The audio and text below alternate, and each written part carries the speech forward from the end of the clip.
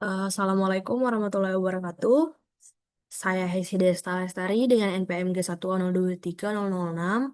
Di sini saya akan mempresentasikan bab 4 yaitu Perceptron Learning Rule atau aturan pembelajaran perseptron untuk klasifikasi linear.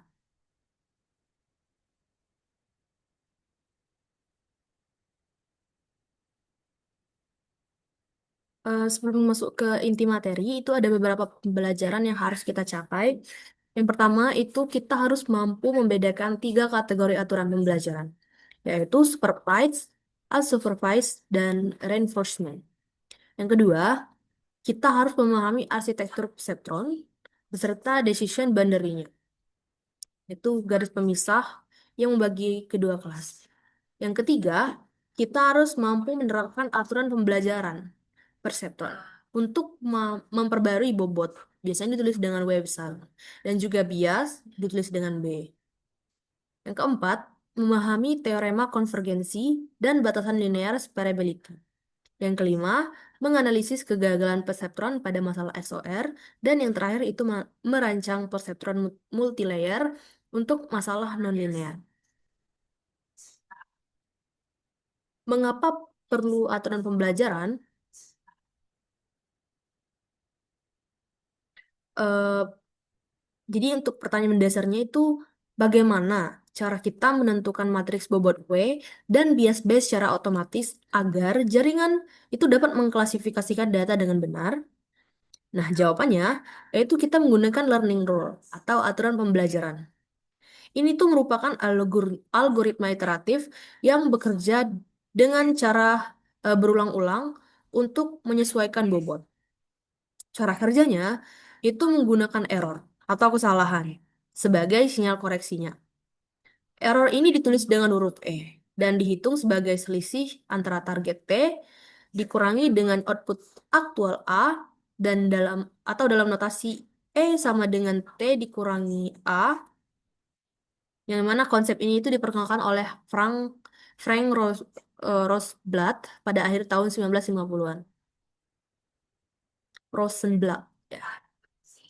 Kemudian ada tiga kategori aturan pembelajaran. Di sini ada tiga kategori besar aturan pembelajarannya. Yang pertama itu ada supervised learning. Nah, dalam kategori ini, sistem itu diberikan input beserta target yang sudah berlabel. Nah, nanti sistem belajar dari contoh yang sudah ada jawabannya. Contohnya, perceptron dan backpropagation. Yang kedua, ada adalah itu reinforcement learning, mana di sini sistemnya tuh hanya diberikan skor atau nilai. Jadi bukan target langsung. Sistem belajar dari hadiah dan juga hukuman. Ini contohnya itu sistem kendali dan kecerdasan buatan untuk game. Yang ketiga, eh, itu adalah unsupervised learning, yang dimana sistem hanya memberikan input tanpa label apapun. Nah, dan ia ini harus menemukan struktur tersembunyi sendiri. Nah, contohnya itu ada di clustering, kemudian competitive learning. Dan juga perlu diingat, untuk perceptron learning rule itu termasuk dalam kategori supervised learning. Dan ada arsitektur perceptron. Sekarang kita lihat arsitektur atau struktur perseptron itu sendiri. Persamaan utamanya itu ditulis sebagai A sama dengan hard lim dari W dikali P ditambah B. Mari kita urai satu persatu. Untuk P, itu adalah vektor input berukuran R baris satu kali satu di kolom. W adalah matriks bobot berukuran S baris dikali R kolom. Dengan S adalah jumlah neuron. R adalah jumlah input, dan juga B adalah vektor bias. Berukuran S kali 1. A adalah vektor output, juga berukuran S kali 1. Fungsi aktivasi yang digunakan adalah pakai hardlim ya. Dan jadi cara bacanya itu jika nilai net input N lebih besar atau sama dengan 0, maka output A sama dengan 1. Jika N dikurangi 0, maka A sama dengan 0. Kemudian ada di geometri decision boundary. Decision boundary atau batas keputusan itu adalah garis atau bidang yang memisahkan dua kelas. Nah, batas ini itu terjadi tepat saat nilai net input itu sama dengan nol, yaitu ketika W transpose dikali P ditambah B sama dengan nol. W transpose artinya itu vektor bobot W diubah posisinya menjadi baris. Transpose dari W. Ada tiga sifat geometris yang penting. Yang pertama itu ada decision boundary atau selalu tegak lurus atau ortogonal terhadap vektor bobot W. Yang kedua itu vektor W menunjuk ke arah daerah di mana output A sama dengan satu. Yang ketiga, nilai B hanya menggeser posisi garis tanpa mengubah kemiringannya.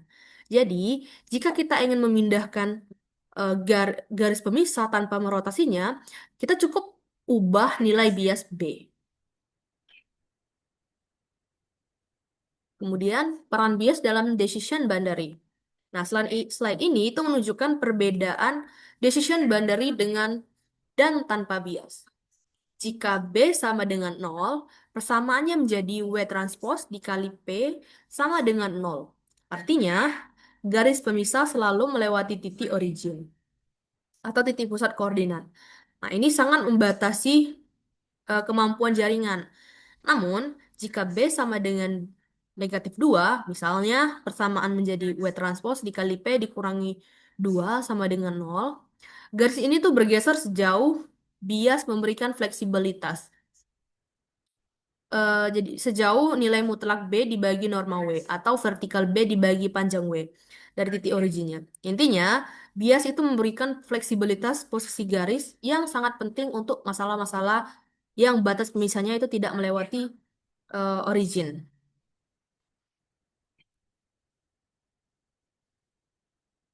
Kemudian aturan pembelajaran perseptron.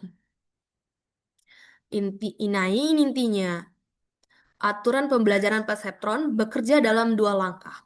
Jadi langkah pertama itu kita hitung error atau galatnya. Error di sini ditulis dengan E sama dengan T dikurangi A. Di sini T adalah target atau nilai yang kita inginkan.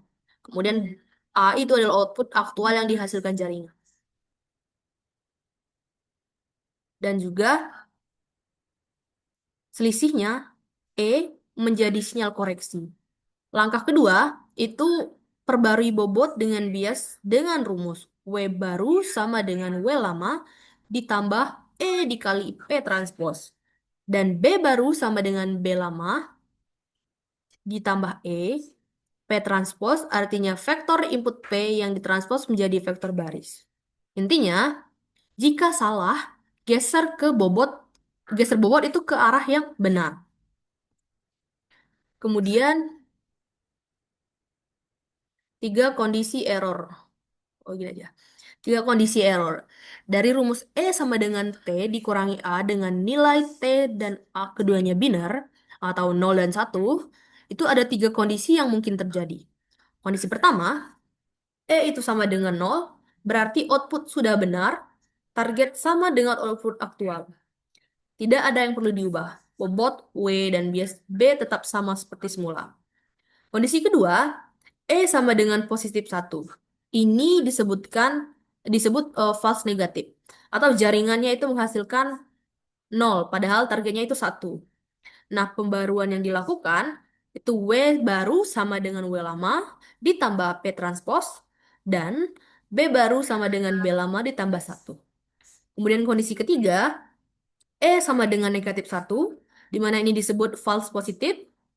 Nah, jangan menghasilkan jaringan itu menghasilkan 1 padahal targetnya itu 0. Dan untuk pembaruannya, W baru dengan W lama itu dikurangi P transpose. Dan B baru sama dengan B lama dikurang 1.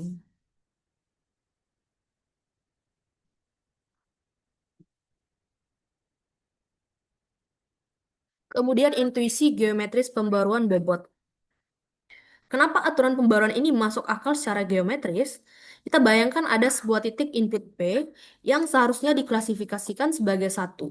Namun, perseptron mengklasifikasikannya sebagai 0, atau kondisi E sama dengan posisi positif 1. Aturan mengatakan W baru sama dengan W lama ditambah P. Artinya apa? Vektor W bergerak mendekati arah vektor P.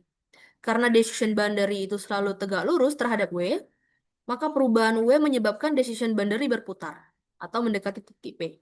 Nah, akibatnya di iterasi berikutnya, titik P itu kemungkinan akan masuk ke daerah A dengan satu yang benar. Nah, inilah cara perseptron itu belajar dari kesalahannya. Kemudian, contoh numerik iterasi perseptron. Nah, kita bisa lihat contoh numerik diberikan input P sama dengan transpose dan vektor satu dan negatif satu atau ditulis satu negatif satu T dengan target T sama dengan satu, awal W sama dengan 00 dan bias B sama dengan 0. Langkah satu, kita hitung net input. N sama dengan W dikali P ditambah B, yaitu 0 kali satu ditambah 0 kali negatif satu ditambah 0, hasil N sama dengan 0. Outputnya, A sama dengan hard limit dari 0, yang hasilnya A sama dengan satu. Error E sama dengan T dikurangi A, yaitu satu dikurangi satu, hasilnya E sama dengan 0. Karena error 0, jadi bobotnya tidak berubah. Pada iterasi berikutnya, dengan input P sama dengan 0, sama dengan 2, 1T, dan target T sama dengan 0, N sama dengan 0, A sama dengan hard limit dari 0, sama 1. Jadi ini salah karena targetnya 0. Error E sama dengan 0 dikurangi 1 sama dengan negatif 1. Pembaruan bobot, W baru sama dengan 00 ditambah ditambah negatif 1 dikali 2. Hasilnya, W sama dengan min 2 min 1. Bias atau B baru sama dengan 0 ditambah negatif 1. Sama dengan B sama dengan min 1. Kemudian evaluasi decision boundary selama pelatihan. Nah, slide ini itu mengilustrasikan proses pelatihan perseptron untuk gerbang logika N. Yaitu 4 pola data dengan keempat kemungkinan kombinasi input 0 dan 1. Pada setiap epoch, satu putaran lengkap melewati seluruh data. Decision boundary-nya bergerak. Di epoch 0, garis masih berada di posisi awal. Di epoch 1 dan 3, garis terus bergeser dan berputar mengikuti sinyal error yang diterima. Pada epoch ketiga, epoch terakhir dan juga garis pemisah, sudah berhasil memisahkan semua titik dengan sempurna. Kita perhatikan bahwa vektor bobot W final tegak lurus terhadap garis pemisah akhir, sesuai dengan sifat geometris decision boundary yang sudah kita pelajari sebelumnya. Kemudian, teorema konvergensi perseptron.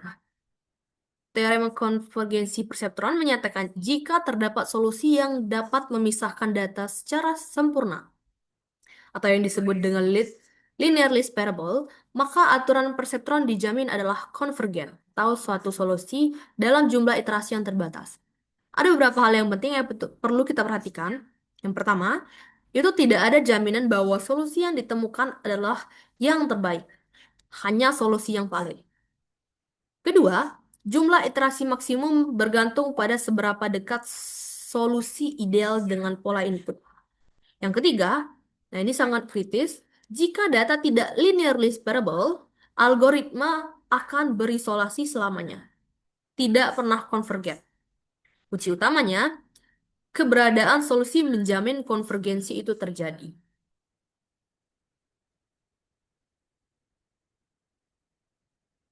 Kemudian apa itu linear separability? Linear separability itu berarti ada sebuah garis lurus yang mampu memisahkan dua kelas data sepenuhnya. Dalam dua dimensi, batas pemisahnya adalah garis. Dalam tiga dimensi, batas pemisahnya adalah bidang. Secara umum, disebut hyperplane, atau bidang pemisah di ruang berdimensi tinggi. Contoh yang linearly separable pada gerbang N dan OR, yang mana keduanya tidak bisa dipisahkan oleh satu garis lurus. Contoh yang tidak linearly separable adalah gerbang XOR. Tidak ada satu garis lurus pun yang bisa memisahkan kedua kelas dengan benar, karena polanya tersebar secara diagonal atau menyilang.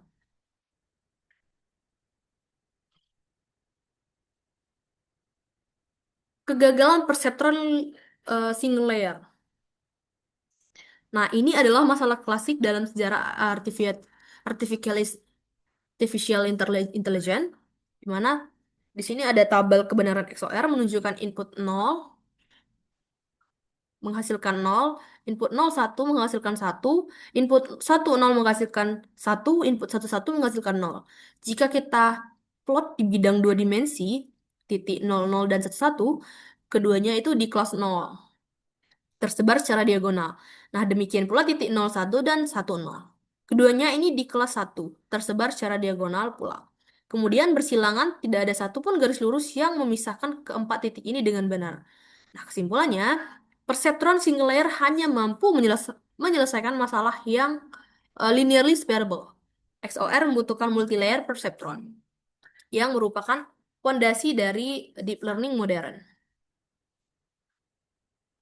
Mengapa ini XOR, mengapa perseptron tidak bisa konvergen? Jika kita paksa melatih perseptron single layer pada data XOR, yang terjadi itu adalah decision boundary-nya itu terus berubah dari posisi L1 ke L2, ke L3, ke L4, dan seterusnya, tanpa pernah berhenti. Nah, ini disebut dengan osilasi. Mengapa ini terjadi? Jadi setiap perseptron itu mengkoreksi satu pola yang salah. Pola lain yang tadinya benar, itu jadi salah kembali. Tidak ada posisi tunggal untuk decision boundary yang bisa memuaskan keempat pola sekaligus.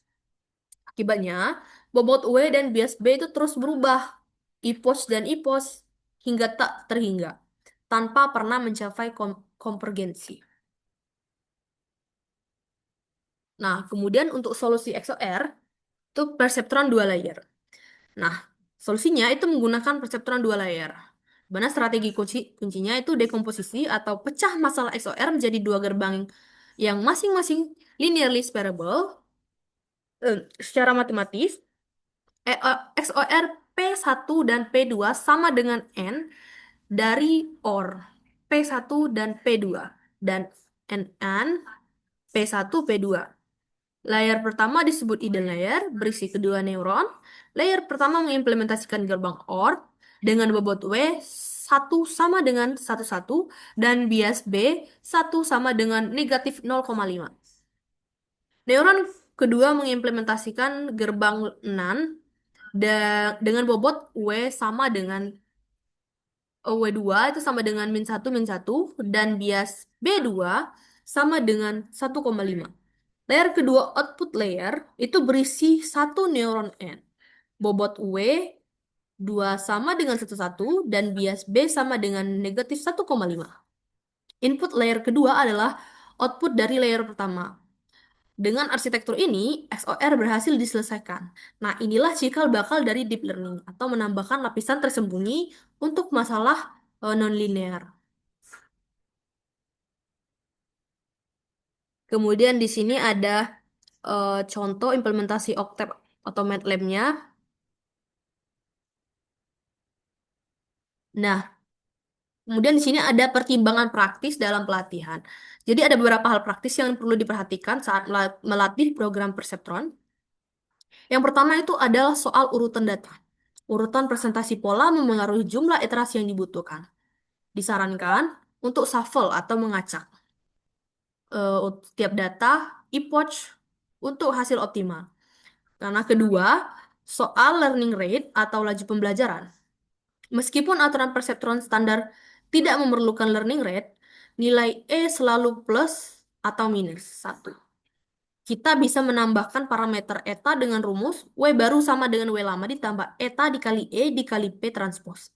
Yang ketiga, selalu terapkan ePOC maksimum untuk mencegah infinite loop pada data yang tidak sparable. Yang keempat, itu ada teknik pocket algorithm untuk data yang tidak sparable.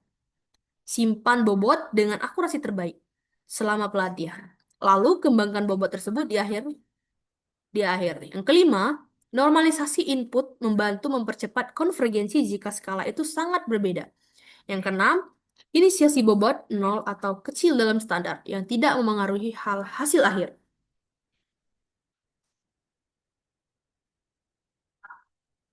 Di slide ini itu menunjukkan garis evolusi sejarah dari ide perseptron menuju deep learning.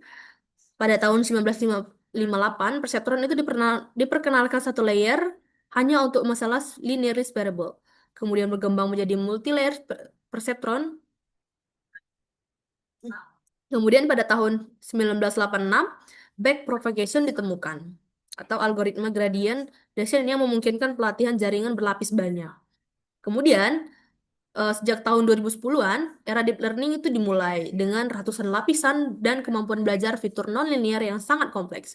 Kunci transisinya, aturan perseptron menginspirasi gradient descent pada fungsi error yang kemudian melahirkan backpropagation untuk multilayer yang akhirnya menjadi fondasi untuk deep learning modern. Kemudian di sini ada ringkasan. Learning rule, algoritma otomatis, ini bisa dibaca sendiri. Oke, stop share. Share.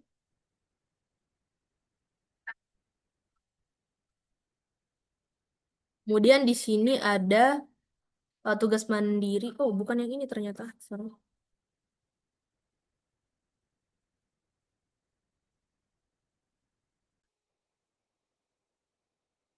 Baik, di sini ada tugas mandiri 4 untuk aturan pembelajaran perseptron. Ini milik saya sendiri.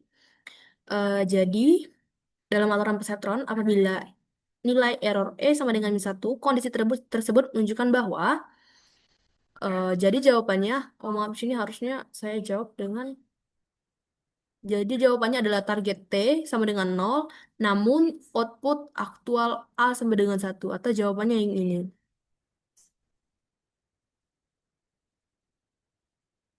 Karena error pada perseptron itu diformulasikan sebagai E sama dengan T dikurangi A. Jika E sama dengan negatif 1, maka T dikurangi A sama dengan negatif 1.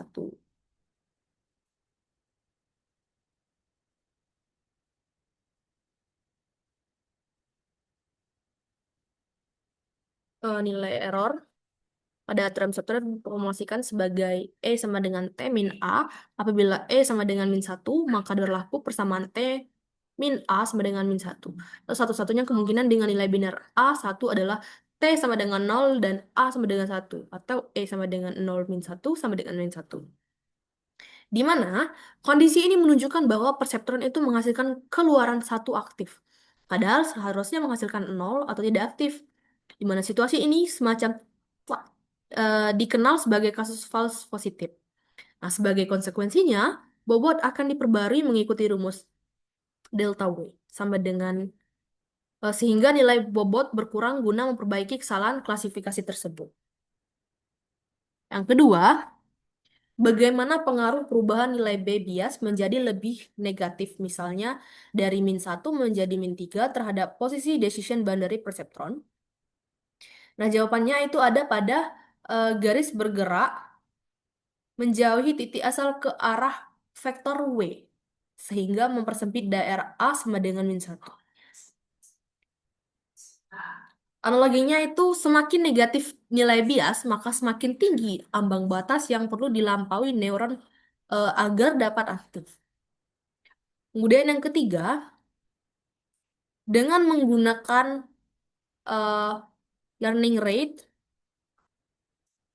learning rate N sama dengan 0,5, error E sama dengan 1, dan input P 2/4 T, berapakah bobot delta W sama dengan N dikali E dikali P transpose? Jawabannya adalah eh, 1, 2 T. Yang keempat, apa dampak penggunaan learning rate N sama dengan 0,5 dibandingkan N sama dengan 1 atau varian aturan perseptron? Jawabannya adalah besaran pembaruan bobot itu menjadi setengahnya, berpotensi memperlambat konvergensi namun meningkatkan kestabilan. Penjelasannya, Learning rate N itu menentukan seberapa besar langkah pembaruan bobot pada setiap iterasi. Konsekuensinya, penggunaan N sama dengan 0,5 atau konvergensi cenderung membutuhkan lebih banyak epoch. Namun, prosesnya lebih stabil karena perubahan bobotnya lebih halus. Kemudian soal uraian atau analisis, di sini pengaruh urutan data. Aturan perseptron menjamin konvergensi untuk linearis variable tanpa bergantung dengan bobot awal. Namun, untuk urutan presentasi data atau data order, itu berpengaruh terhadap jumlah epoch yang diperlukan.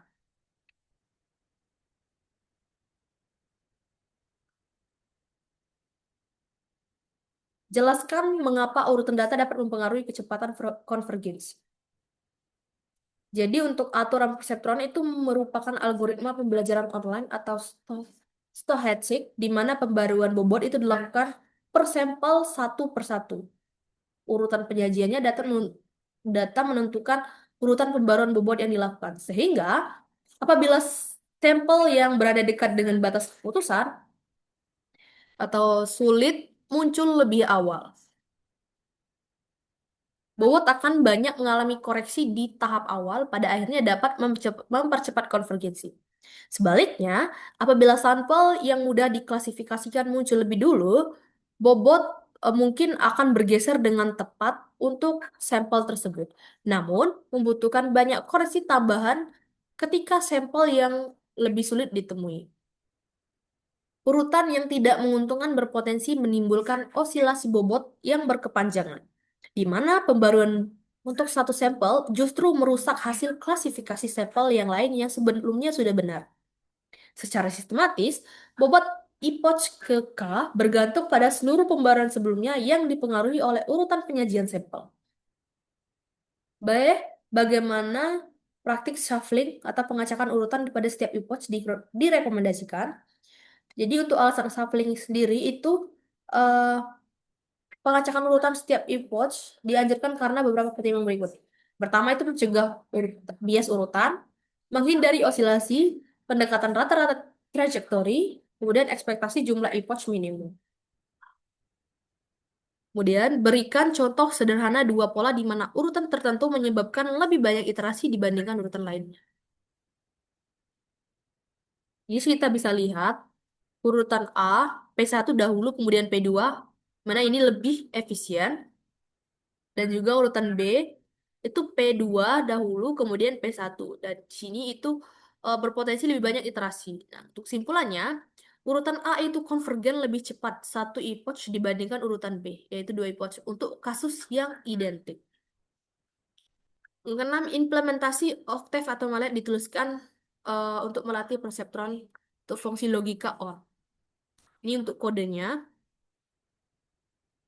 Kemudian untuk analisis, perseptron ini berhasil mempelajari fungsi logika OR dalam 4 epoch dengan total pembaruan bobot sebanyak 5 kali. Pada epoch pertama dan kedua, terjadi masing-masing dua kesalahan yang mendorong perubahan bobot secara bertahap. Komponen W diperbarui terlebih dahulu menjadi satu, kemudian disusul dengan W1 yang menjadi satu. Pada epoch ketiga, masih tersisa satu kesalahan yang mengakibatkan bias koreksi dari 0 menjadi 1 menjadi min 1. Epoch keempat menunjukkan 0 kesalahan yang mengkonfirmasi bahwa konvergen telah berhasil dicapai. Dengan bobot akhir yang diperoleh adalah W sama dengan 1,1 dengan bias min 1 menghasilkan decision binary berupa garis lurus.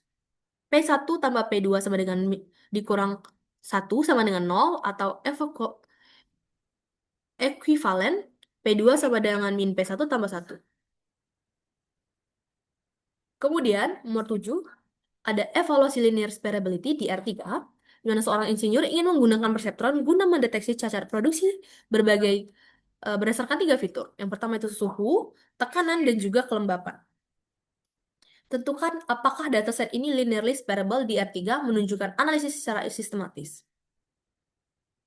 Ini untuk analisis matematisnya, di mana pencarian hyperlane W1 P1 tambah W2 P2 tambah W3 P3 plus B sama dengan 0 memenuhi, kelas 1 baik, kelas 0 cacat.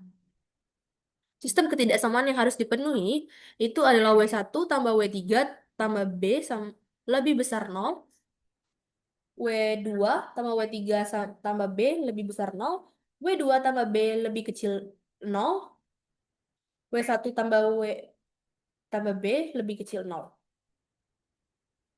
Seluruh pertidaksamaan terpenuhi. Dataset ini linearly separable di R3.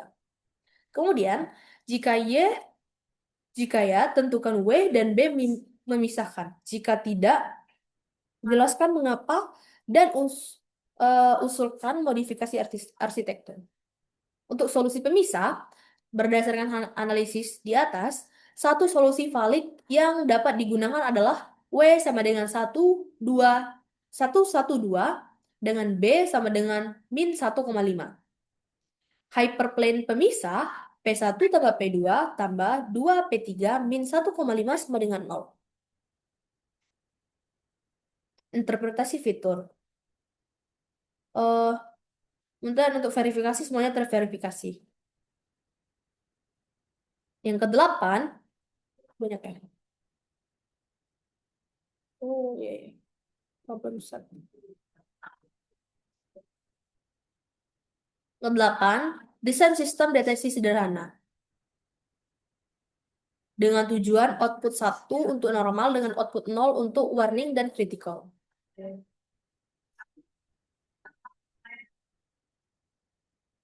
Mungkin itu saja materi yang bisa saya sampaikan. Saya akhiri. Wassalamualaikum warahmatullahi wabarakatuh.